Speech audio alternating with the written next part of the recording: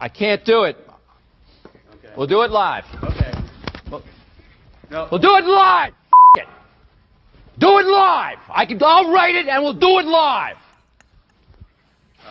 Thing sucks. Yeah, it does. Yeah, it does. All right, welcome in Tuesday, January 28th. Another edition of the Daily Puck Drop. Coming up on today's show, it's a Tuesday. That means it's Danny B. Kelly from The Ringer, talking all things National Football League. We'll also talk about the NFL draft. Danny, of course, does an NFL draft show for The Ringer, so we'll get his thoughts on that one. And the hiring cycle in the National Football League. That's all coming up with Danny Kelly in 15 minutes from right now. And then after that, John Canzano from johncanzano.com. Get the latest on, he's got a piece up at johncanzano.com right now with a update on Pac-12 media rights and Pac-12 expansion. I'm going to ask him, do we need to stop calling it the Pac-12? How about just the Pac? Pac expansion and also Pac media rights deal. Get his thoughts on the finishing of the conclusion of the college football season. And with John, because we transition out of college football and John's still with us, we talk about all sorts of sports topics across the landscape. Daily Puck Drop every single day at 10 a.m., whether you watch it live or listen to it live. If you are, or you listen and watch it later, for the I watch it and listen to it later crowd, we go live every day on YouTube starting at 10, also on Twitter. You can also listen to the show live if you'd like to on the Puck Sports mobile app. If you don't know about that, you can download it to the iOS store or from the iOS store or from the Android store there as well. And then when you're on YouTube, please subscribe to the channel when you get a chance. Now, for the crew that watches it later or listens to it later, of course, all the podcast platforms, Apple, Spotify, YouTube Music, which I promote a lot just because it's got a great feature where you can toggle between the video and the audio. When you're on all those podcast sites, please leave a rating. 5 stars is minimum. I mean, really, 5 stars is the only one you can leave. And also, please write a review. All right, we are broadcasting from the Puck Sports Studios, built by my great friends at Limbach Lumber. If you have any lumber needs, whether you are a contractor or you are a do-it-yourselfer, you want to build a deck, you want to put a new fence like we put in our backyard, and you are in the Seattle or outside of Seattle area, and you want a local company, local. This is not Home Depot, and it's not Lowe's. We can't find anybody.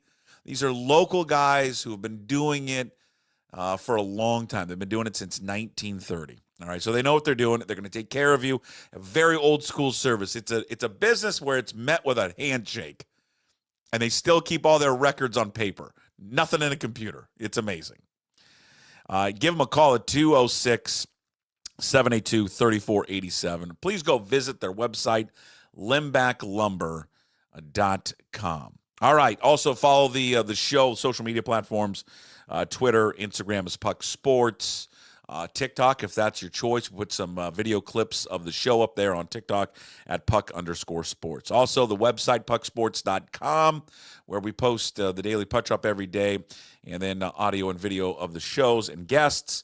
Also up there is probably the easiest way to sign up to be a Puck's Posse member. Again, Puck's Posse members, you get everything free, all the daily content we do, plus the bonus episodes, bonus shows, VIP content, and just the overall support of pucksports.com. $5 a month, which is pretty much a cup of coffee. That's all it is. You are, instead of getting a cup of coffee, like one time, you're supporting Puck Sports. That's it. And also sign up for a year. You get a discount as well, and a thumbs up from me. All right. Oh, by the way, because we have the dynamic duos up there with Graz and Gas, interview with Monty Kohler, the O'Day football coach is up there for Puck's Posse members. Our quarterback roundtable with the Cougar Greats that has been up there as well. New episodes or new features are coming soon, including Dane Brugler from The Athletic, who will start joining us once a week to break down the NFL draft. That will be bonus content for Puck's Posse members. All right, so once a week, we're breaking down the NFL draft leading up to the draft. The Graz and Gas episode, though, because to give a taste for everyone, say, hey, what am I missing out on? That is available to everyone now. So that is free. Just go to the pucksports.com, go to patreon.com/pucksports, whatever way is easier for you, and you can access the interview or the sit down there with Graz and Guess. All right, that's enough of me talking. Let's get to the rundown. T-Mobile excuses. We got NFL officials, and again, I mentioned this before. Danny Kelly coming up in about 10 minutes. John Canzano at 10:40.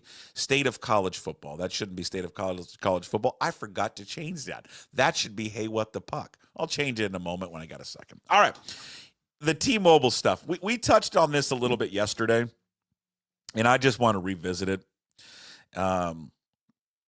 And I was having a back and forth yesterday with a baseball coach in town, and we were just kind of laughing about the article and just he bring up good points, and then I was thinking more about the article that came out yesterday or the day before. If you haven't seen it, it's at MLB.com, and we can post it here, but basically talking about T-Mobile and how, listen, it's the most difficult place to hit. And there's a bunch of different factors. And the article had pointed out, hey, weather, wind, the sun, there was just I'm going to call it an excuse in the book about why it is so difficult to hit there at T-Mobile Park. It's a good article, though. I mean, I would encourage people to read it. I think Mike did a great job breaking this down. There are certainly factors why it's hard to hit there. And I don't discount that weather, the features of the park, the batter's eye. I mean, I know the batter's eye is a problem. Bill Kruger has talked about this forever. I mean, we talked about this a lot last year on Kruger's visits. By the way, Kruger is back this year for baseball. Brad's back this year for baseball. Duquette's back this year for baseball. Divish is back this year for baseball. So just throwing that out there. Although I think I'm going to have Kruger and Brad together, and we're going to call it Root Sports After Dark, where they just get to sit back, have a cocktail, and really talk about how they feel. Root Sports After Dark. It's a working title. You tell me if that sounds good to you all. All right. So in this article, again, it just goes through a lot of the factors of why the Mariners have struggled to hit there. Okay, it goes through a bunch of different factors that I just talked about. To me, it's a lot of excuse making. It's a lot of excuse making for a team that simply just is not good at hitting. That's it. Just not good. They don't have good players. They haven't had good players. And that is ultimately the root of the issue. It's not that the sun hits at a certain time and then it makes it hard to hit, or that the wind comes through, or that the batter's eye is a problem. The root problem is that, especially during the Jerry Dipoto era, they don't have good players. And thus, if you don't have good players, shocker, you can't hit. They've got good pitching. And as that article stated, which is funny because we give a ton of credit for this staff for pitching, don't we? A ton. And rightfully so, they deserve credit for landing all these guys because they're, regardless of where they pitch, they're good pitchers. But their numbers are skewed a ton for pitching at home versus when they go on the road. So are we throwing all the bouquets out at Dipoto and everybody else? Or how much does the ballpark factor into their success? Because if you look at their splits, the splits are pretty significant from when they pitch at home and when they pitch on the road. So, again, I'm going to cherry pick some of this stuff. You can fact check me on it. Go look at it later yourself. I'm going to take 2001 as an example of, hey, if you have good players, you can hit at the park. In 2001, and Pat Gillick and that crew with Lou, they built a team that could hit there. And they got professional hitters, and they already had professional hitters. That year, John Olerud, 2001, he hit .302, .401 was his on base. He slugged .472, .873. 21 of his home runs. He hit 21 home runs that year. 15 of those home runs were at Safeco Field. His OPS was .873. His OPS at home that year, I keep saying T-Mobile, at Safeco, was .876. Ichiro that year was an MVP, hit .350. Mark McLemore had an OPS of .790, and he hit .286. Stan Javier's OPS was .765. Their numbers at home in 2001, their slash as a team, .283, .355, .436, .791. On the road, .293, .365, .454, .819. The same. Why? Because they were good, and they were good hitters. All right? Brett Boone. You look at Brett Boone's tenure as a Mariner, and I'm gonna overload you with so many numbers that you're gonna be like, okay, this is boring. I get it. Brett Boone always had success at Safeco. Always. Always, always, always. It's weird. I mean, his splits, like virtually the same at home and on the road. Edgar in 2002 was great. Better at home. 2003, the same. Richie Sexton, if you want to bypass 2001. Richie Sexton in 2005, who was a good hitter. That was a good free agent signing. I mean, he tailed off, and he put up numbers late and all that. But 2005 for Richie. Home, 255, 365, 541, 906. 21 and 56. 21 home runs, 56 runs driven in. On the road, 272, 373, 541 slugging, 914 OPS, 18 and 65. Not a big difference. Adrian Beltre, who sometimes I feel people in this town don't give enough credit to how good Adrian Beltre was. He was great. It was a great signing. It was an unbelievable great signing. Beltre always hit it at Safeco. Batting average, on-base percentage, higher at home in 2005. His strikes were less in 2005. In 2006, much better at home. Home runs better at home. And then his overall numbers were fairly even across the board. There's just a bunch of numbers that we can continue to go through. I'll go through them fast. Mitch Haniger in 2017. Okay. His average and on-base percentage, better at home. He struck out 46 times at home, 47 on the road. Nelson Cruz in 2015. Higher average at home. Other numbers better on the road.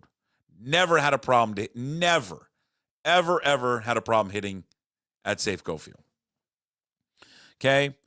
His in 2017, his home splits for Nelson Cruz. Again, great hitter. 300, 380, 544, 924, 19 home runs, 60 runs driven in. He struck out 72 times. On the road, 275, 370, 924, 20 home runs, 59 RBIs. He struck out 68 times. 2021, we start getting in where they were winning games. They won 90 games that year. Ty France, better at home, good hitter. I know it fell off, but he was a good hitter.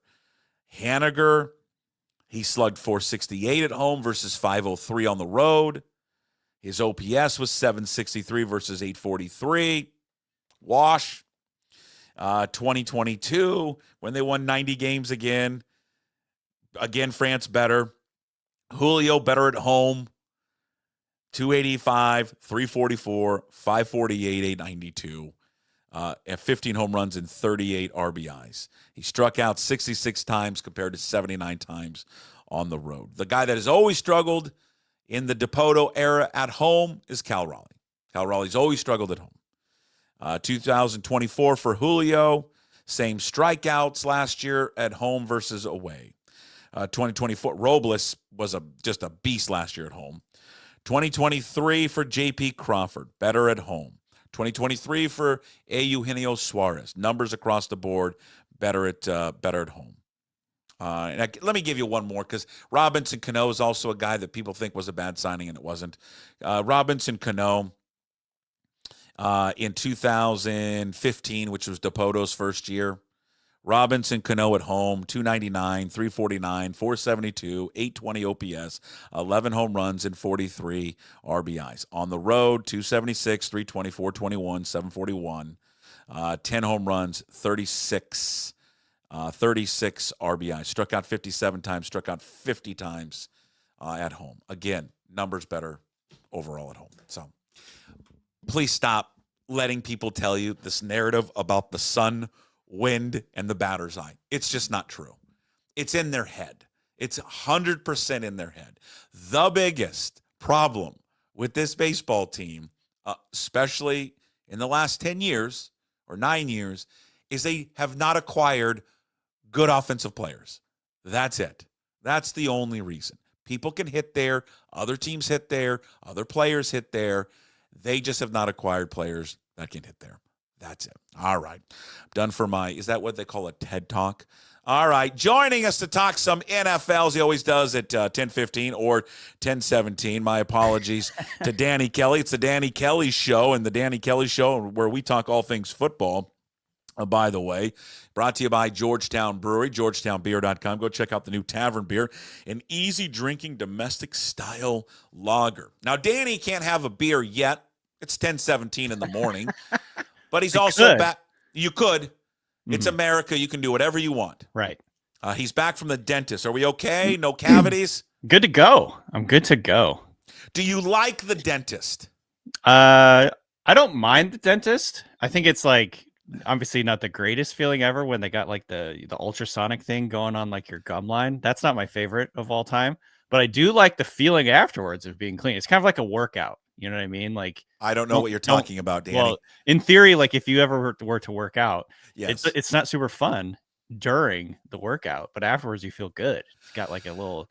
I despise the dentist, Danny. I hate the dentist. I don't like going. In fact, I think I was supposed to go yesterday. I ignored the appointment and just didn't go. All right. I hate it. I don't like the scraping, the sound of it, the pain, and then just all of it. That's all fair.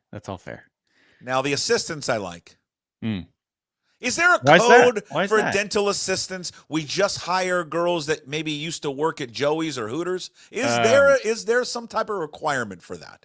I don't know. Probably not. I think if it helps you get in, though, to the dentist, then maybe that's a good thing. How was your dental assistant today? Oh, great. Yeah, I bet. It's unbelievable. I mean, there is a protocol of how they hire. So, yeah, good for them. All right, you're all cleaned up. Hey, Danny. Yep. Danny, what's up? 57.7 million people watched the Chiefs and Bills. Mm-hmm. Highest rated game since championship game, I believe, since 1988. You know what I come away with? People like football. People like the Chiefs and Bills. They sure seem to. Remember when there was like this dying sport narrative? The NFL was dying. Yeah. I feel like, I picked a good sport to be the most interested in when I'm doing my career here, because I feel like there's a lot of staying power with this NFL. This NFL is really starting to catch on. People seem to like fantasy. People seem to like betting. Yes. I don't know. I'm feeling pretty good about that in particular in terms of like choosing this career. Can we just during this run, can Goodell make a rule where that's just the Super Bowl and we can move on? That last Bills game? And Chiefs. I just want Bills and Chiefs to be the Super Bowl. Sure. Yeah, why not? I mean, it's unbelievable. Every game is a great game between them. I know. It never disappoints. It's the fourth game in a row that Mahomes has won over Allen in the playoffs. That was poor Bills. Dude. They just, that 4 times in a row, 4 Super Bowls in a row. God. Oh my God. It's tough out here. I would much rather lose 4 playoff games in a row, obviously, than 4 Super Bowls in a row. I know some people are like, oh, it's good to just get to the Super Bowl. I'm like, no, if I lost 4 Super Bowls in a row, I would be despondent. But yeah, really tough. There was a shot of Josh Allen during the game. It was like precisely when they made that final first down and the game was like officially over. And he just, somebody wrote this, somebody's just like, he dissociated on the sideline. I was like, fuck. It was like such a brutal shot of him just going, and then he just like stares off into space. He's like, it's the reaction I have when I hear my daughter talk to her friends on the phone. Just disassociate. Stupid language they use. You know, same thing. Yeah, it's just heartbreak. I mean, let me ask you. He gets the ball. What is there? 3 minutes to go. They need. What are they down by? Are they down by 4? It was 3, I think. 3. Yeah. They're down by 3, could drive to tie or win the game. So he has the ball.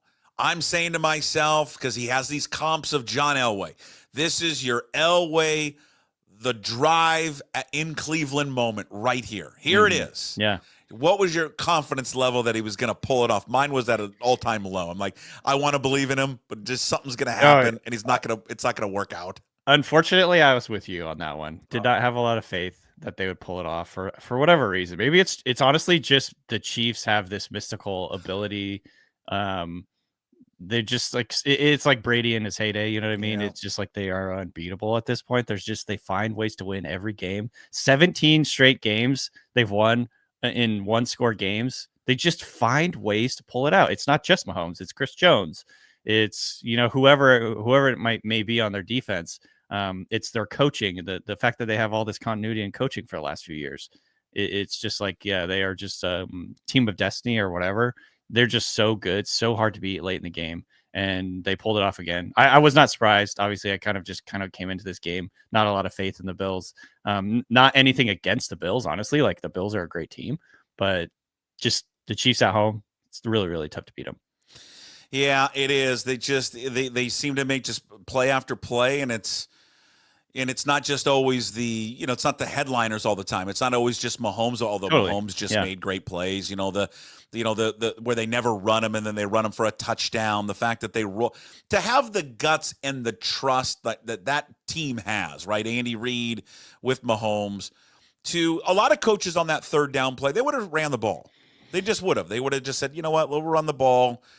We have faith in our defense. Mm-hmm. We're going to take more time off the clock.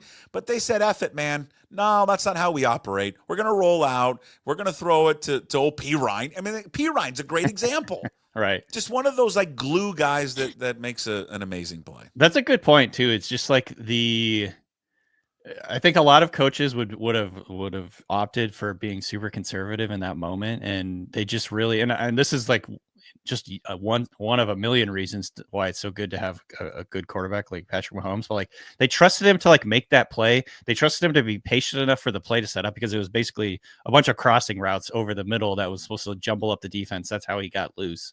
And just trusting him to make that play and get the pass off and don't dirt it or whatever, and like let the clock run. Or let the clock stop. And it was just a well executed play. And it's just the kind of thing that it helps to have a guy who's able to execute that play. All right. So without it now, the game was not without controversy. Okay. I still don't imagine that. Still don't know what a catch is. Yeah. Do you buy into that they get special treatment from the officials? I think here's what I'm going to say about that. I think any great quarterback, we see it from many different teams, many different quarterbacks over the years. If you're a great quarterback, you do get marginally better treatment. I think that's something that we've seen over the years, over the decades. It just happens. Yeah. Like for whatever reason, it's a human thing. These top quarterbacks, Tom Brady got preferential treatment. All the great quarterbacks over the years have gotten this type of thing. Peyton Manning, where they just get it's a marginal advantage, it's a marginal edge, and it does happen. But that being said, like the whole idea of like the NFL being rigged, I think is ludicrous. Like, come on, like just people go out and touch grass. Like, stop, please stop with this. Like, it's rigged for the Chiefs. Like the quarterback will get more calls than the average guy. But that's just, I think that's more like a human nature thing, not like the NFL has an edict from on top to like give the Chiefs all these calls to get them back to the Super Bowl. But you did they have an edict from up top that freaking the tight end was supposed to drop that pass? Maybe. and he did it. Okay, maybe I don't know. How deep does it go? Hey, Is it the Kincaid, deep state? if you want to survive, you'll drop that pass. Like, come on. But you gotta love. I love all the memes that come out though. I mean, I love all the memes that came out the night before the day of the game of Mahomes having dinner with the officials, or like the phone calls, like the ones with like Goodell with the phone. Yeah, we're gonna mark that short. I love. I mean, all that of it. play, like, look, those plays are questionable, but you know what? Refs F up plays every game. Literally every single game. There is just like a monumental like F up. Don't you for whatever laugh though at a league that is 57.7 million people watch? It's a $1 billion industry. It's the most popular sport in the United States by far and away. Blows everything out of the water, right? They could play a game at 1 a.m. on a Tuesday, and they would get better numbers than the World NBA, the World Series, anything. Yeah. It doesn't matter what time they play. Yet they have these fat officials still running around out there who are old. 8-year-old man running down the sideline. They still use still use a chain crew. Like, what are we doing? I mean, you're preaching to the choir. I've been saying this for years. The chain gang is the most like ridiculous like charade I've ever seen. It's just ridiculous. Is it Goodell and Tagliabue? Is it like a family, like you pass the torch to these people and they get grandfathered into these? I mean, we've got technology in soccer, in tennis, where they've got, I don't know if that was in. Well, let's go to the video replay at the Australian Open. Oh, that ball was out. Like, we can't do that. And I don't think tennis is a $1 billion industry. Here's the thing about the NFL. People are obsessed with it. It's massive. It makes so much profit every year. So they don't have to be good. They can make stupid decisions. It's like, they're every year they like make some stupid rule of focus in the offseason. It pisses everybody off all season.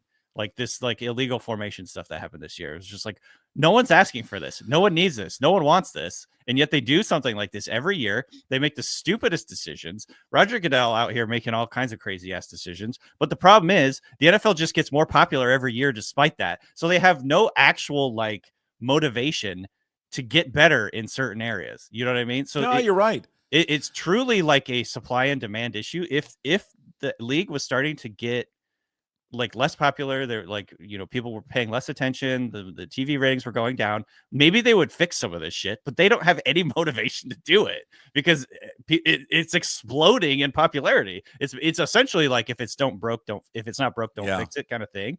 And I think there's like actually some people that still like the chain gang. I've talked about this so long. People are still like, I don't know. I kind of like the pomp and circumstance. Well, I will say this. So hold on. Yeah, you know what? And to your point, because I do like one aspect of it. The anticipation, Danny, and drama of when they waddle out on the field and they do the signal, like the really dramatic signal. And then the defense and the offense are all right there, and they're waiting to pull the chain. To see if it's a first down. And then they pull it, and then like the one side, like defense, they freak out that they're short. There is part of that I still do enjoy. I won't lie. You like that. People like that. It's like freaking, ground. It's like pulling out the groundhog, whether he sees his shadow or not. Can't we still, can't we still have that if we want to keep that, but then develop some type of technology where there's like a laser line across the field and the chip in the ball that just tells you if they got there or not? I mean, I think the answer is yes, we could do that.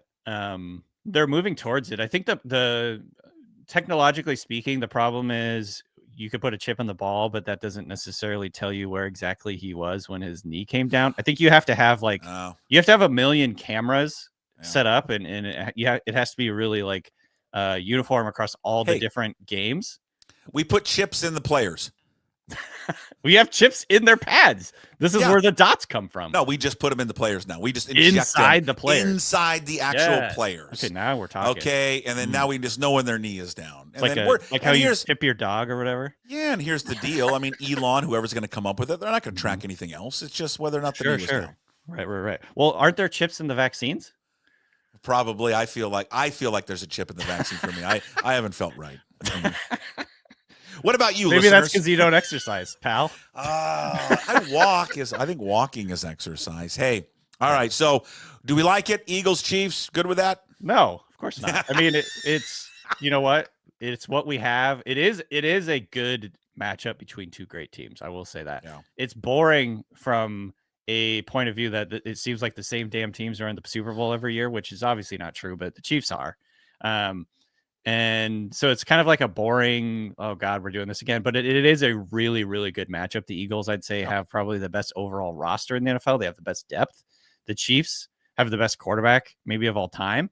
And so, yeah, it's a great matchup from a schematic point of view, from a coaching point of view. It's hilarious that Nick Sirianni has like one of the greatest win records of all time. Like they wanted him fired earlier this season. Go look at the career win percentage. Sirianni's up there with like Lombardi. He's like, he's like some of the greats, the all-time greats. He's in the Super Bowl for the second time in 4 years. Yeah. And literally in the first few weeks of the season, they were doing on all the yelling shows about him. I don't know. I think he should be out of a job. He's playing for his job.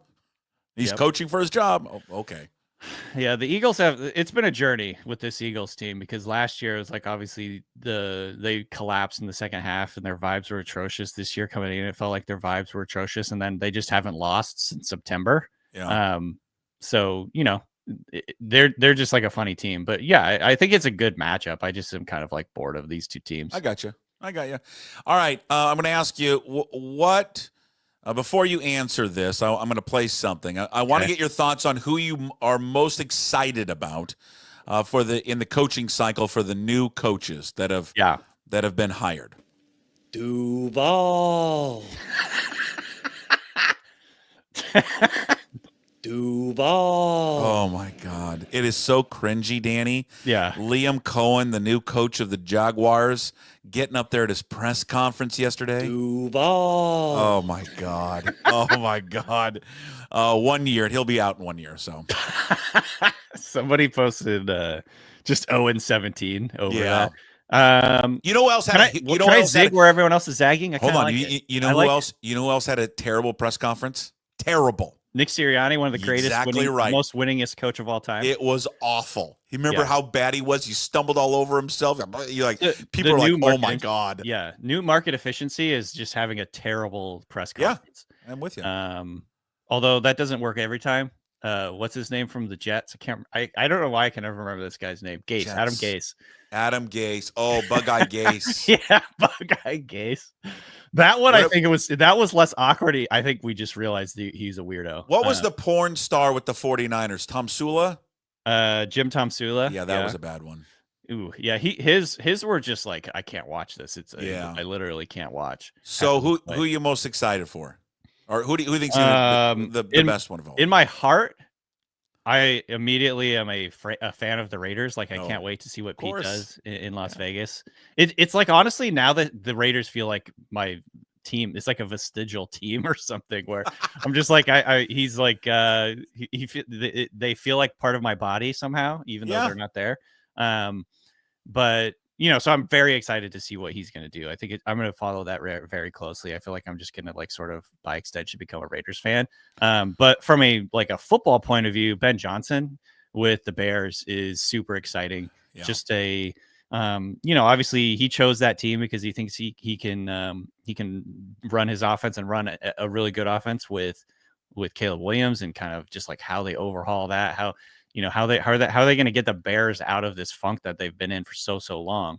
I just can't wait to watch that. I think he's a really, really smart guy. And at the end of the day, sometimes that's like the biggest thing is just like, how are they going to design it? How are they going to, accentuate Caleb Williams' strengths and try and eliminate some of his issues, especially like the sacks thing? How are they going to cut down on sacks? I'm super excited to watch that from a schematic and narrative point of view. It's just going to be fun. Hey, speaking of coaches that got hired here recently, we've got another edition of, hey, what are they really saying? This comes from Brian Schottenheimer. Brian Schottenheimer, and I'm what you get when you order a head coach on Wish. I am the Temu of NFL coaches. I'm ready to do my part here and be the scapegoat when things inevitably crash and burn.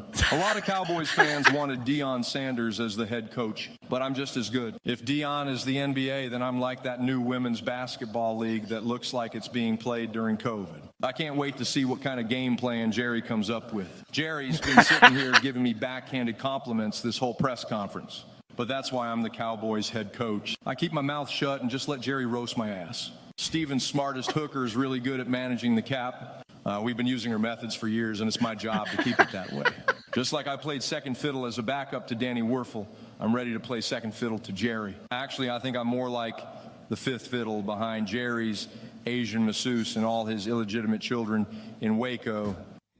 God, dude. That is what they were saying. That's courtesy of DNP Sports, DNP Sports Burner on Twitter. Go follow them.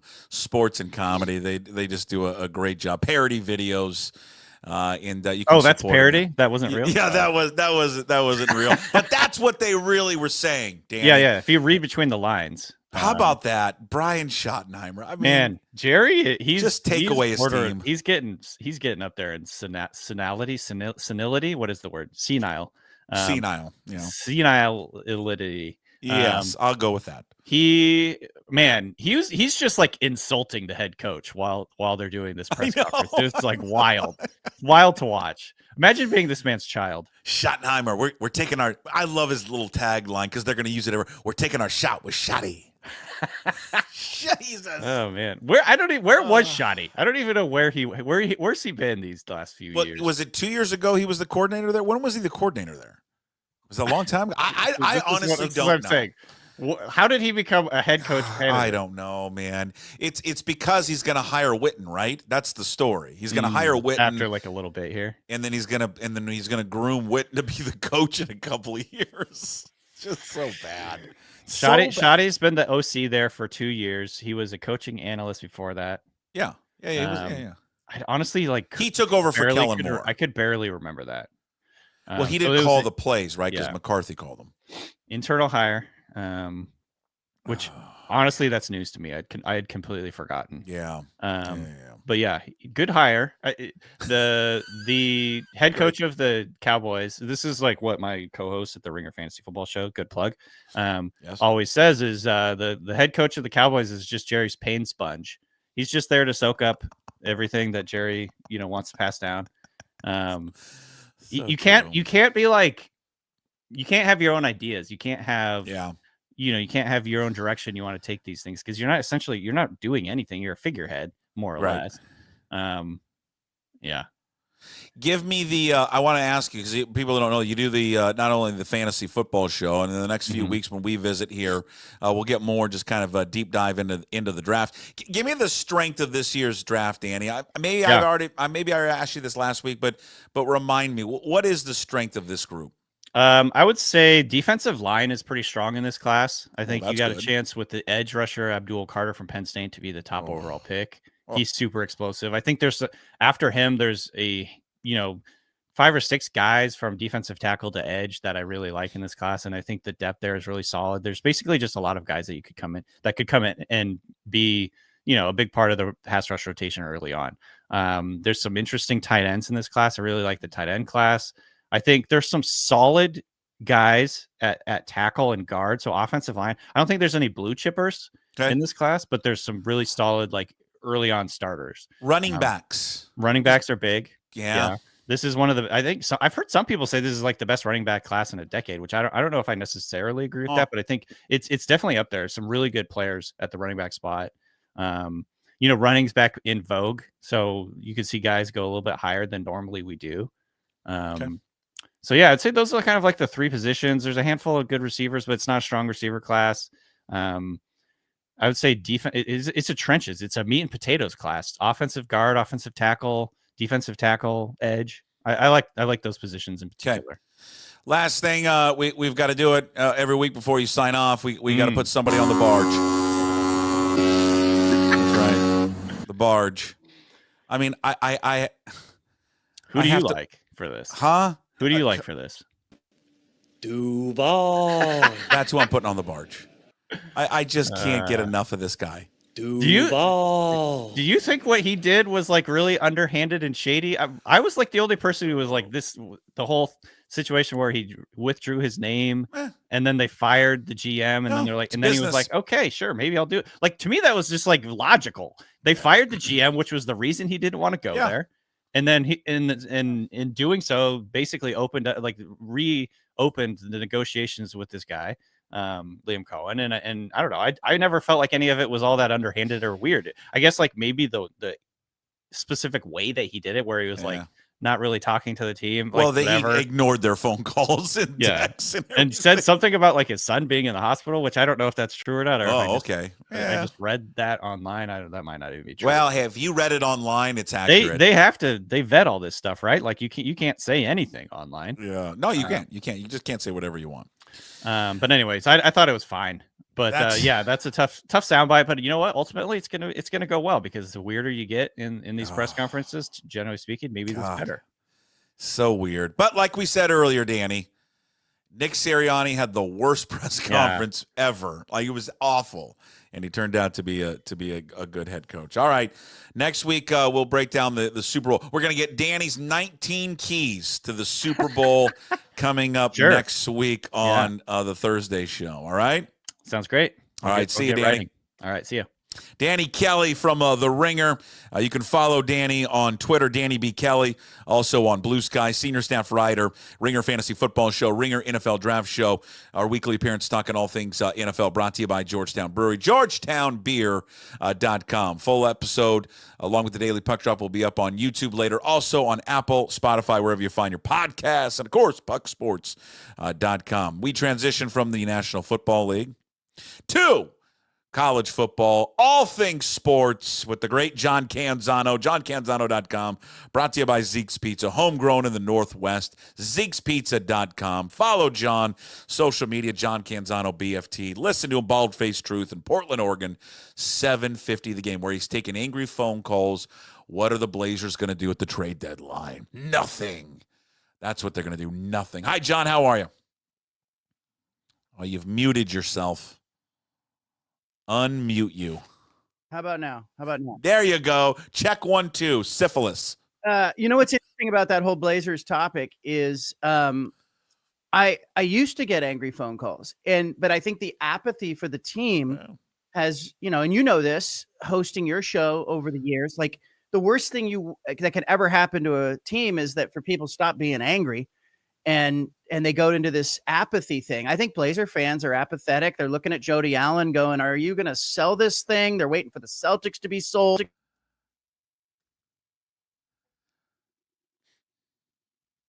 Uh-oh, we lost you again. You muted yourself again. I did not mute myself. Let me check my Uh-oh.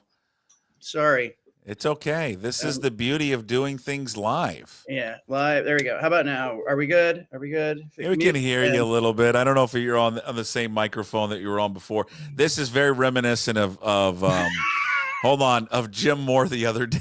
How about now? We Yeah, I got you. Okay. All right. So yeah, the Blazers, they're a dumpster fire. It's so funny how everyone down there hates her. And then I don't know if people up here hate her. I think they're indifferent. They're like, she's not really a presence up here, so people don't really pay attention to it. So it's just interesting. It's interesting how the two fan bases are different in how they view her. Yeah, and I think the NFL is just a different league, isn't it? Like, it becomes a different league because it's a more forgiving league for teams to tank. And you can go 8-8 even in a rebuild. So the Blazers are in a rebuild, and it's the NBA. Yeah. All right. Hey, the latest story that you got up there at johncanzano.com. For sure. You Pac-12 ADs meeting in California, talking about media rights and expansion. What's the latest on both those fronts? Well, I'm managing the audio settings again, but I'm just going to keep it here because it's better. Okay. Yep. Is it better? Yeah, you're good. All right. So listen, the Pac-12 athletic directors are meeting right now. They're in a meeting room in San Ramon. They are assembled there. They met yesterday all day. They got an update on the media rights front yesterday. They are talking about logistics for 2026.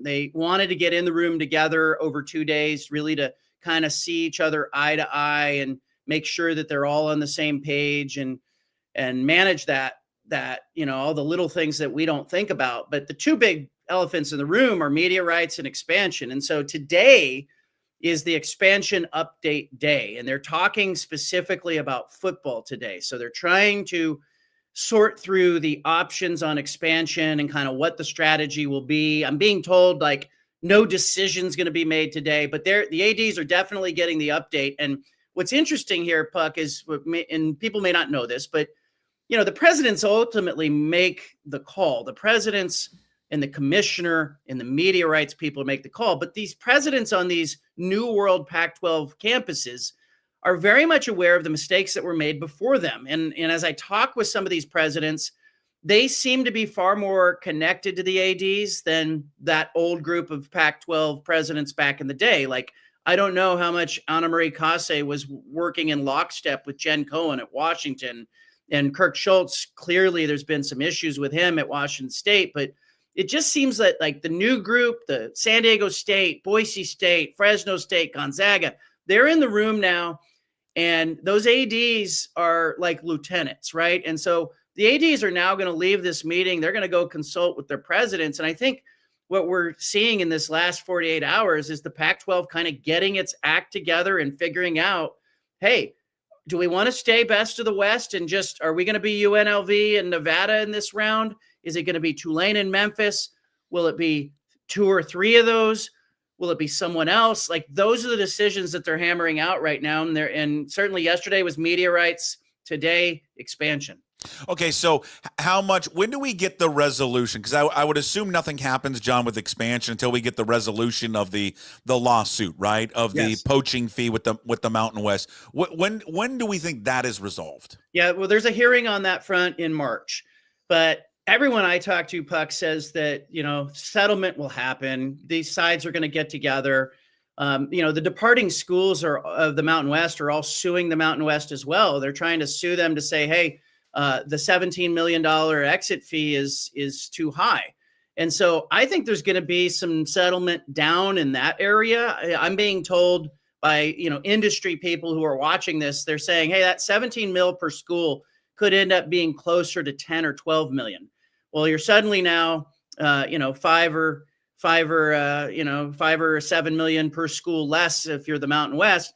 And then that $55 million poaching penalty, it could go away altogether, Puck. It could just disappear because, the Pac-12's assertion is that they're on good legal ground. So if they start to, in March, get some settlement, early March settlement activity, I expect that's going to affect the attitude of UNLV and Nevada, because what? They're expecting to get 24% or whatever percentage they negotiated of that pool of money. And if that pool of money starts shrinking, suddenly the Pac-12 can turn to UNLV and Nevada and go, okay, look, you're getting 8 or 10 million if you stay. We've got 8 or 10 million if you go. And then suddenly you have a real conversation happening. Everything else is hypothetical until that happens. But I continue to be told that the expansion piece may happen just before the media rights piece. And I think that lawsuits are all going to shade that. And I won't take a resolution on the lawsuits. All that UNLV and Nevada have to hear is that, hey, this is trending in a direction that says that pool of money is going to be much smaller than the Mountain West promised. Because Gloria Nevarez, to her credit, the commissioner of the Mountain West, held that thing together with the promise that she's going to pay all this money. And if that promise doesn't come to fruition, I think she's going to have a difficult time with UNLV, Nevada, Air Force, the teams at the top of that conference. Are they tied together, UNLV and Nevada? Is it like a state thing that they have to, wherever they go, they must be together? We've seen regents in some states like Arizona who have stepped in and said, stay together. I'm told, look, you can look at the history there. The Nevada regents have allowed them to go into separate conferences before. Maybe that plays a role. But if I'm a regent in Nevada, I would ideally like to keep them together, because I think, the perception would be that Nevada would be left behind. So maybe that's a negotiating piece that, UNLV and Nevada can, this is the one conference that would take both of them. I think the Pac-12 would love probably to have that geography stay in a nice tight footprint and not have to go to Memphis or Tulane. But we will see. I still am targeting like March 17th, that first Thursday of the NCAA tournament. The ball will be thrown in the air.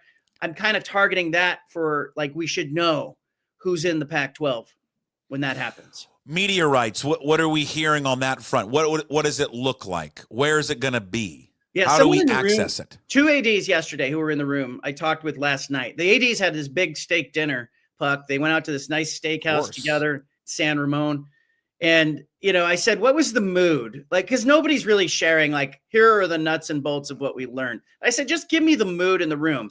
And one said there was this definite feeling that this is happening. Like, this is big time. And another said, we left feeling like we could conquer the world. And I think he was kind of half kidding. But the other thing that came out of it was I was told by somebody that, there's a new and innovative broadcast idea that's out there. Wrap your mind around that because, is there something that the Pac-12 could do, maybe even with basketball only, that would be different and innovative than what everybody else is doing? And maybe they're the kind of conference that's willing to make a bet on themselves in that way. Maybe, maybe somebody like Apple is back in the room. I don't know. But new and innovative caught my attention. Is new and innovative maybe just going back to cable? Puck in his living room with the bunny ears. Yeah. Here's the one thing: in experiencing it this year for basketball. Yeah. The ESPN Plus product, it's garbage. Yeah. It is just, it's not good. It can be good if they invest in it, if they actually put some effort into it, but they put no effort into it. I mean, John, it's high school sports. That's how they treat it. It's the home team's announcers. Yeah. I'm watching the game when they played for Washington State. They played, was it Pepperdine? The halftime show, because they don't go back to a studio, is these two guys who are calling Pepperdine basketball, and they're interviewing the Pepperdine lacrosse coach. I've done high school broadcasts that were the same quality as this. Yeah. So if it's more of that route with ESPN Plus, which I like ESPN Plus because it gives everybody an option to be someplace, it's got to improve. Yeah, ESPN Plus is using a piece of equipment called a TriCaster, and I have one of those in a studio at my house. Like it's not a you just turn it on and you can go, right? You can turn it on and go, and you can connect broadcast anywhere, and you can kind of pre-format some pre-rolls. You hit a button, and all the graphics will pop up, and probably similar to what you're doing. Right, with your broadcast. Yeah. And they use it mainly, or they used to use it to do like small level events, like, if they're going to a pickleball tournament or something, and, you don't want to send a whole production truck there. And so they now are using it to do like these one-off basketball games with media partners that are conference partners that they probably don't value as much as the Big Ten or the SEC or whoever. So, it's interesting too. They got a tour of the ADs in the Pac-12. The New World ADs got a tour of Pac-12 Enterprises yesterday. That business, Puck, is a sneaky little side hustle that they have put together. All the ADs were excited about it. The whatever they're seeing on paper from revenue projections must be encouraging to them. That enterprise is producing NBA games. It produced some Major League Baseball. It produced events for other conferences. Are they doing the Warriors games? Is that what they're doing? Warriors, yeah, they did some Warriors games out of that production facility. Like there was a night, a couple of months ago where they did a Pac-12 football game. They did a Warriors game. I think they did a MLB game on the same day. That building is doing some production work, and it's doing. It's also, the dirty little secret. Like Cal and Stanford didn't have the infrastructure for the ACC network. I believe that Pac-12 Enterprises is getting some of that business. They won't say it, but they won't deny it either. I think there's a little handshake agreement that, they're collecting money from that. And so you're San Diego State or Fresno State, Colorado State, Utah State, you're in this new conference. You suddenly have the production capability to surpass ESPN Plus. And now you're also collecting this little side hustle, this revenue stream that's churning off to the side. It's a very interesting and additive thing for the conference. Hey, what is going on with this Power Four conference? What is their end game for people that don't know this? They want to take more control of the NCAA championships, which they oversee, right? It's the NCAA tournament. It's the College World Series. I would assume it's softball as well. They don't control the football. That's a separate thing. But they want more control over that, more say. What's the end game with that? Well, look, major college football broke away with the college football playoff, and they turned it into this, $1 billion Super Bowl-like 12-team tournament, and everybody's getting rich off it. They're all looking for new revenue. And so what the Power Four conferences want is they want to take control of all the NCAA championships. Really, they mainly want the NCAA tournament, because that men's NCAA tournament, there's a lot of money buried in that. And, I've been told they want more access, but the truth is they already have access to the tournament. If you look at the Power Four schools, they dominate the tournament. When you look at the overall seeds that get into the tournament. But what they really want, Stu Jackson, the WCC commissioner, told me he's concerned that, the fund, that the NCAA tournament units are paid, I think it was, $600 million in that fund that gets paid out to all these schools in these rolling 6-year periods. They want control of that fund and what they do with that fund. And it scares everybody who's not in the Power Four, because while Greg Sankey and Tony Petitti can say, hey, we're not going to take access away from these other schools, what they could do is they could, change the way that the money gets paid out. And the women's NCAA tournament is going to, earn NCAA tournament units for the schools that participate for the first time this year. There's just a lot of money packed into that, Puck. And the truth is, the NCAA does a lot wrong. It needs to be, a governance overhaul. But the championship events are what the NCAA does especially well. If you've been to Omaha, if you've seen the NCAA tournament, if you've seen volleyball, NCAA championships, swimming, track and field, they do this well. It's the one thing they do well, and you would be coming in and undercutting that.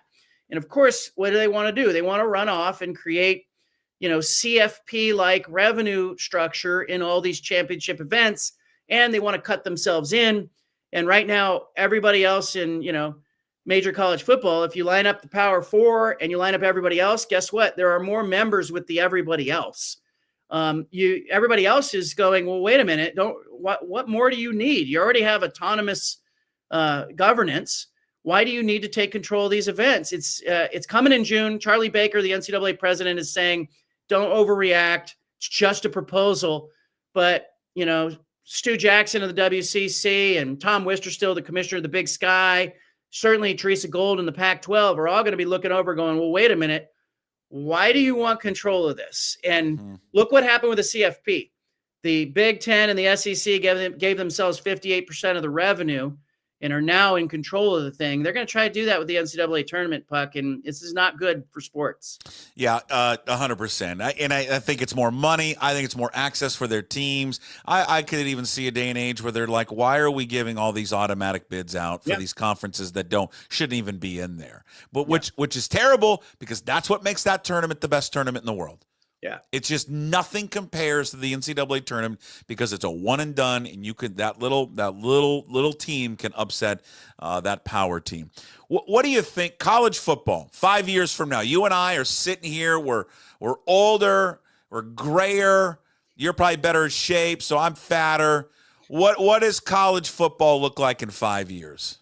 I think it's going to separate from the rest of the sports. I think everybody kind of thinks now 5 years is a little ambitious with that timeline, but I think right around 2030 or so, I would expect college football to be on its own. And, I just talked right before coming on with you, I was talking to Kyle Smith, the Stanford coach, your former friend. Yeah. And, he's in the ACC now at Stanford. He's not complaining about the travel like Mick Cronin is at UCLA.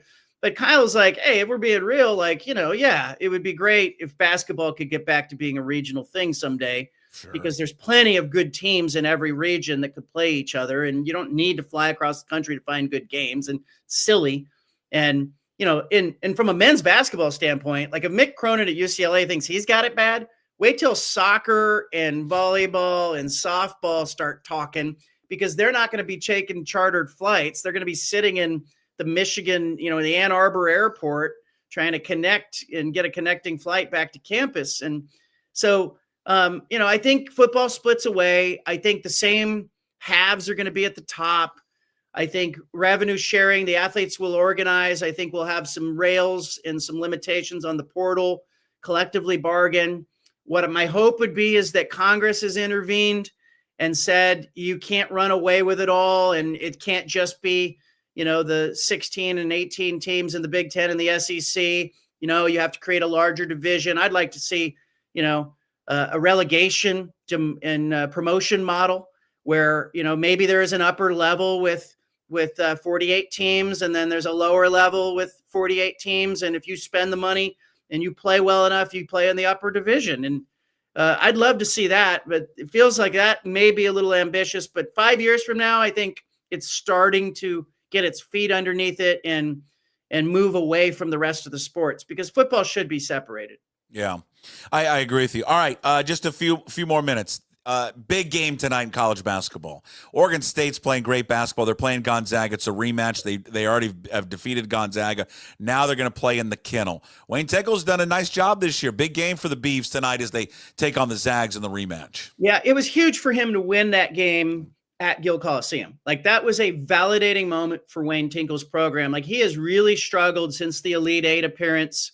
A few years ago, he's been really bad. They have been especially bad on the road, Puck. They were like 3-34 on the road coming into like this month in the last 37 games. And so it'd be a big one for him to go on the road and beat Gonzaga again. But again, this WCC conference, Gonzaga looks like it's fallible. They lost, Sure. After Oregon State got them, Santa Clara beat them at home. So this isn't your normal Gonzaga team. That said, Mark Few's a hell of a coach. 9 straight Sweet 16s is hard to argue with. They will be there by the end of the season playing like a team that can contend in a Sweet 16. I have no doubt about that. But the WCC tournament is going to be wild. I'll be there in Vegas. It's March 6th through the 11th. Men and women play together. Women play in the morning. Men, they stagger them in the evening. And so that tournament, though, has double buys. And so it's why all these games matter. Like, it's why Oregon State has to beat Pepperdine. It's why Washington State has to win every possible game they can win. Because every time you move up in seeding, you avoid having to play games in that conference tournament. You don't want to be seed 7, 8, 9, 10, 11. You want to be in the top 4 seeds, top 2 seeds. Huge advantages for those programs. So keep an eye on Wayne Tinkle. He's got a really international roster. Guys are playing well. Can they sweep Gonzaga? Can they beat them at their place? They got great size. I mean, great size and athleticism, and they just play it very European style of basketball. And just in terms of the WCC, it's been fun to watch. I mean, there's great basketball teams in this conference. San Francisco's a sneaky good team. We talked about Santa Clara. I mean, of all the teams that I've watched this year, St. Mary's is clearly the best one. It is watching Sharonis Marshallonis' kid play point guard for St. Mary's is just unbelievable. He plays just like his dad, the same BS where he draws all these fouls, but they're a hell of a basketball team. Randy Bennett's such a good coach. Randy Bennett's such a good coach. Yeah. He's such a great coach. And then last thing on that one is, do we think it's going to happen that St. Mary's will join the Pac-12 as just a basketball school? I can tell you, St. Mary's is standing on deck. It's got its best clothes on. It's got its suitcase in its hand. That has to terrify the WCC a little bit, but they understand it's business. St. Mary's would like very much to be with Gonzaga, but the Pac-12 to this point is saying, hey, we're focused on the football piece, finding that 8th and 9th member of football, if it's going to be 8 or 9. And then St. Mary's, I think, is hopeful that the Pac-12 doesn't take 4, right? Because if they do, then they wouldn't need St. Mary's. But I think, in basketball, you need 10 schools in your conference for scheduling to be just right. So you don't have to play a bunch of games before Christmas against each other, but you still get to play everybody round robin. Everybody in the Pac-12, the ADs are all telling me, and they're basketball ADs, they're all saying 10 is the number. So it just makes sense to me that if you go to 8 or 9 in football, and now you need a 10th member for basketball, St. Mary's is there and waiting. They've been, I think 5 NCAA tournament units in the last 3 years. Their net rating average is, like 15th in the country in the last 5 years. They're the best team in the WCC right now. They make a lot of sense. And the only hesitation I have is, you look at their campus, you look at their gym. Do you want them for more than basketball? Probably not, right? You just take them for basketball and that's it. But I can tell you that I think if St. Mary's is offered, they would the Pac-12 couldn't finish the sentence, and I think they would be in saying we're in. Okay, last thing for you. You were a Giants fan growing up? Yeah. How much does it bother you what the Dodgers are doing? Does baseball need to do something about it? Yeah, they're already talking about it. I mean, the owners are already talking about it at the meetings. It's not right what's happening. And, unfortunately that league, the best thing about that league is that, you get the Yankees and the Dodgers in the World Series, and it's great for TV, and the owners have to be celebrating. Like, Shohei Ohtani's been just such an ambassador for the game, even though I have a hard time believing that he didn't know what was going on with the interpreter.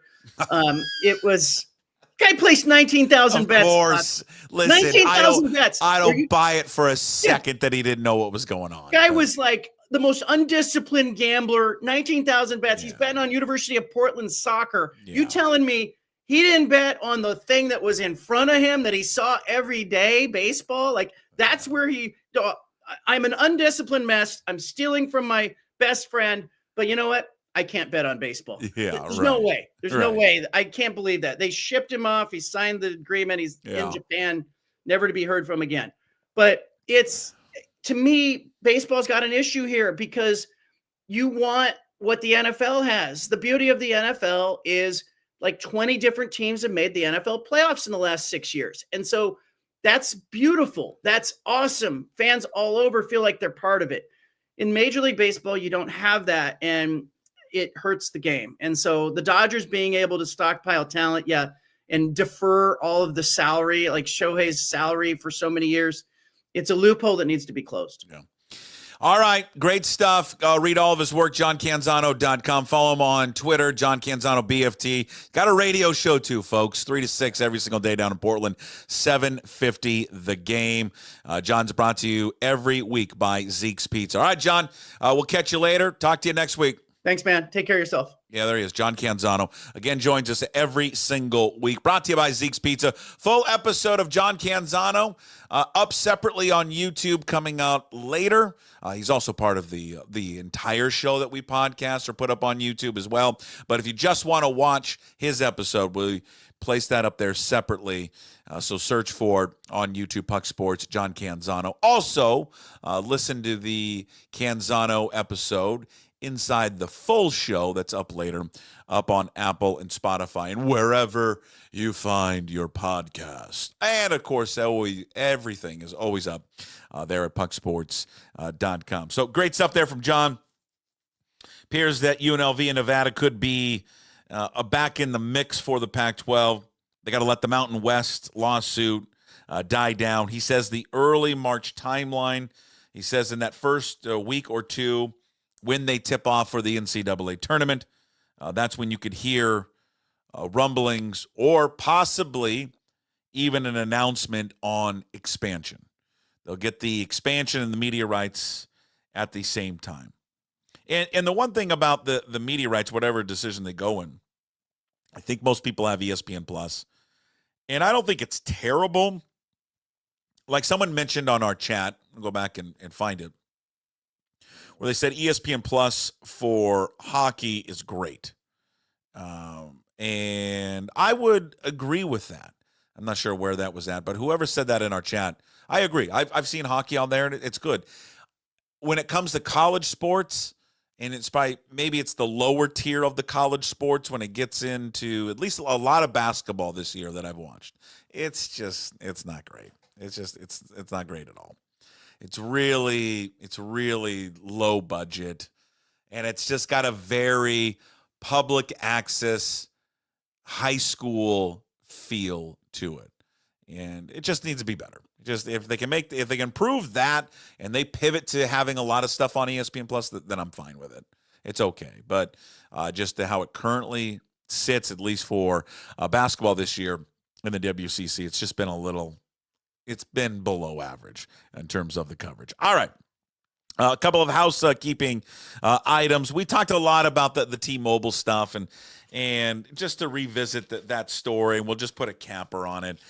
And again, it is just such a lot. It's just an enormous amount of excuse making for people to latch on to that article. And I'm not taking a shot at the article. I think the article had a lot of good facts in there. And I think the biggest takeaway, and if you don't know what I'm talking about, MLB.com did a story that came out yesterday or the day before talking about the factors of T-Mobile and why it's so hard to hit there. Whether it's the coldest average temperature all year long, the batter's eye is skewed. It's interesting because the batter eye is skewed also at Camden, the same deal, same issue, but yet that doesn't seem to be a problem there. Wind is a factor. Sun is a factor. Guys just have struggled to hit there. Some guys have struggled to hit there. But again, there are a lot of examples of guys that have never struggled there. Nelson Cruz, Robinson Cano, Ty France in his first few years did not struggle there. Julio Rodriguez in his first year did not struggle to hit there. Edgar Martinez did not struggle to hit there. John Olerud didn't struggle to hit there. Mark McLemore didn't have a problem hitting there. Brett Boone thrived there. Robles thrived there last year. There is a lot of examples of players that have hit there and they're fine. Mike Trout loves hitting there. Now Mike Trout's one of the best players, if not the greatest player of all time. Loved it there. But I think for people, I think that sometimes you just have a park that doesn't suit your eyes. I'm sure basketball players have an arena that doesn't suit their eyes. The thing that I took away from that article the most, though, was there's always been this notion, hey, close the roof. Players want the roof closed. And the biggest advocate of having the roof closed has been J.P. Crawford. He has sung that tune for years. In fact, even in the article, they posted a tweet from him about closing the roof. Well, as that article detailed, in the last 6 years, the numbers do not change at all. At all. When you close the roof and don't close the roof. Did not affect the numbers one iota. But I would say this. I think players, because the sport is so mental, I think players, especially in the early portion of the season when it's cold out, if they psychologically at all, they think the roof being closed gives them some type of advantage, here's what I would do if I was John Stan. Just close the roof. Just close it. By the way, does it make it a little bit more comfortable in there for your fans? Yeah, a little bit. It's not a huge difference, but I think it does affect it, especially in the early portion of the season when it is cold. I would just close it for the fans a little bit. And I don't know, put some heaters on it. That's the other thing I would do, especially in the early portion of the season. Is there any way that we can invest in some heaters inside there in the first couple of months of the year on the roof or in the concourse and shoot some heat down to make it a little bit warmer in there? But if guys like J.P. Crawford and others come out for BP and they see the roof is closed, maybe psychologically, even though the numbers don't back it up, maybe psychologically it would help them feel a little bit more at ease. Anybody that's ever played at any level of baseball just knows that the majority of this sport is just about comfort level, and the mental side of the sport is probably the most challenging thing than the physical side of it. And so if you go into, a batter's box already thinking, oh, God, the roof's open, it's cold, I'm not going to hit, you've kind of already defeated yourself, right?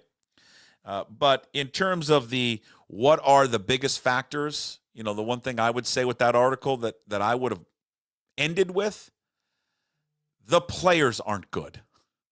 And the players that since 2015 under Jerry DiPoto that they have acquired are below average offensive players. They're cheap. They have never made an investment in anyone.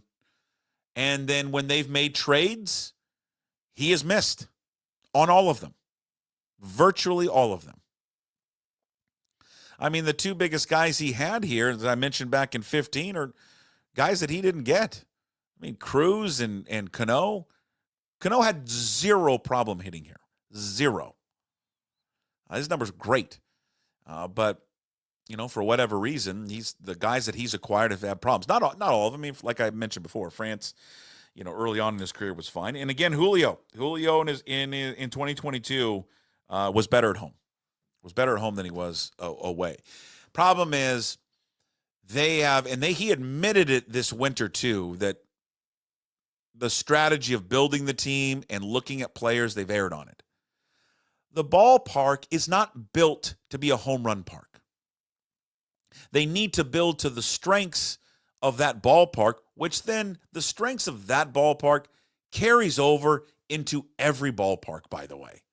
All right? Because when you're lining doubles constantly at T-Mobile, which is what you should be concentrated on, gap hitting and doubles and extra bases and being fast, that carries over to every ballpark. And you know what happens when you go to a more hitter-friendly ballpark? That double turns into a home run. It's the error of this front office of not building the team like Pat Gillick built the team back in 2001. Don't need home run hitters. You don't.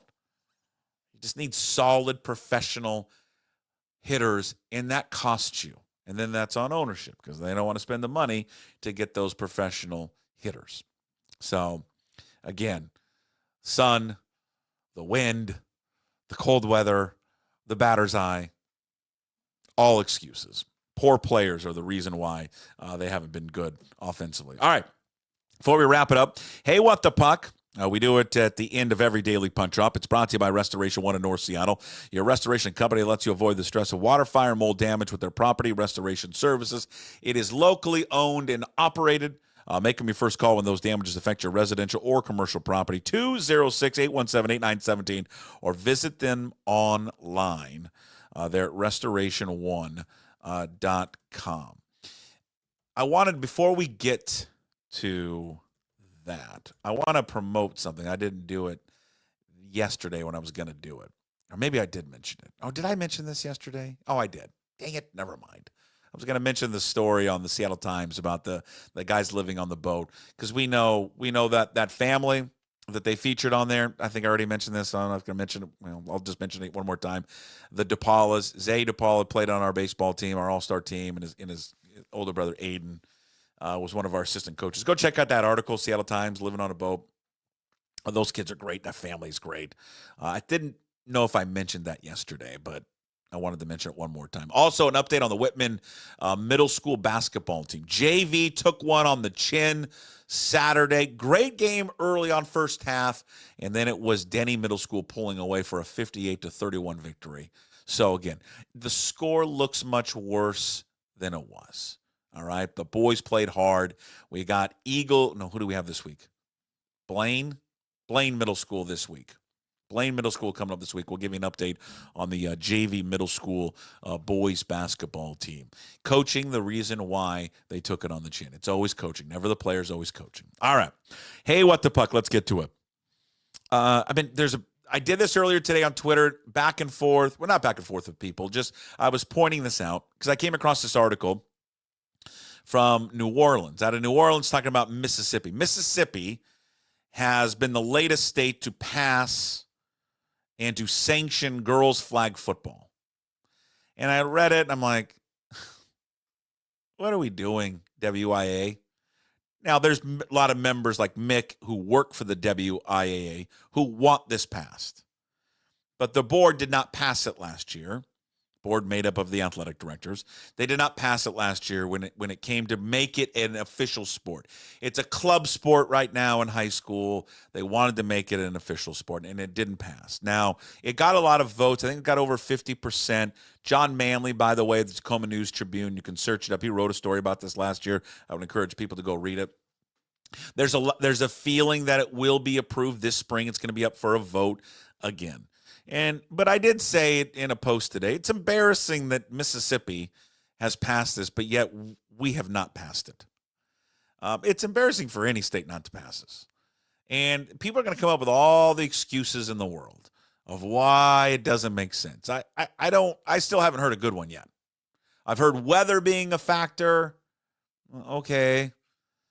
because of the time of year they play it in. Winter has been the one where they've suggested, and then people in Eastern Washington wouldn't want it because it would be outside and it's cold in Eastern Washington. Okay, here's the thing. If they make it a sport, the schools don't have to adopt it. They don't have to. So why anyone in Eastern Washington, where the majority, I think the no votes came from, why they just wouldn't vote for it to at least make it an option, I don't get it. You don't have to play it. No one does. There's been some thought that the Eastern Washington schools would be dominated by the teams on the western side of the state just because they've been in the Seattle-Tacoma area. It's been played a lot. Okay, but again, you don't have to actually make it a sport at your school. All you were doing was voting just to sanction it, to be an official high school sport. I don't understand the idea why you can't play it in the spring. There's been some people, well, you're competing with too many sports. I've got track and field, fast pitch, at least on the girls' side. And then there's been this thought, well, you're going to take away from those other sports. I've heard why you can't do it in the fall because of girls' soccer. And the other, I think it's volleyball. First of all, those are cuts. Those are cut teams, cut sports. How many people make the soccer team? Is it 15, 20? I mean, somebody tell me. Volleyball is 14. We're talking 40 girls. Come on. There's going to be plenty more girls in a high school that aren't going to make those teams play flag football, which I would assume be a non-cut sport. Well, yeah, it would be. It's just like football. It would be a non-cut sport. You're giving a lot more girls an opportunity to play high school sports that probably wouldn't play high school sports. So the excuse of it takes away from other sports. Just don't buy it at all. Don't buy it one bit. Field time, plenty of fields to use in the fall, plenty of fields to use in the spring, especially in the spring. You're not going to be playing on a softball field, nor are you playing on a track and field. There's plenty of spots to play. Winter, I mean, I do get the weather issue a little bit. I do. But again, if that is a major factor for people in Eastern Washington, then just don't play it. I think that in talking to John Manley of the Tacoma News Tribune, talking to Todd Millis, scorebooklive.wa, two great guys that cover high school sports, I think they will eventually pass it. And it looks like maybe they'll pass it this spring. Hopefully they do. All it is, and it's the easiest answer to it. Why? Because it gives just more girls a chance to play sports. That's why. More kids. And that's what the goal of any sports, any league, especially high school, that's what it should be. All right, that's Hey What the Puck, brought to you by Restoration One of North Seattle. Any issues with your commercial property, residential property, give them a call, 206-817-8917. Visit them at restoration1.com, North Seattle franchise. Again, full show will be up on YouTube, Puck Sports, also up on the podcast platforms, Apple, Spotify, YouTube Music, wherever you find your podcasts. Just search Puck Sports. Please, when you're there on the podcast platforms, please rate the show, give it a rating. Also, write a review. Please, it helps me if you do so. Also, if you go to YouTube, please subscribe there to the channel. The John Canzano episode up on YouTube will be separate there as well if you just want to watch that coming up later. All right, so thanks to John Canzano for joining us today. His weekly appearance. Also, Danny B. Kelly from The Ringer. Thanks to Danny as well. Oh, we'll also separate Danny's appearance. I forgot to mention that as well up on YouTube. Coming up on tomorrow's show, Wednesday edition, Ryan Divish, Seattle Times talking baseball. Also, Rob Staten, SeahawksDraftBlog.com. All right, that's it for another edition of the Daily Puck Drop. Hey, one more time. Duval. Oh, God, he's so creepy. He's just so creepy. It's awful. All right, we'll talk to you tomorrow. As always, promise to be better. No shoes, no ties. Would anybody like to smoke some pot? Yeah. I was born to love you. I was born to lick your face. I was born to rub you. But you were born to rub me first. What do you need my address for? We'd like to send out a mailer. Mother of mercy, I don't speak Japanese!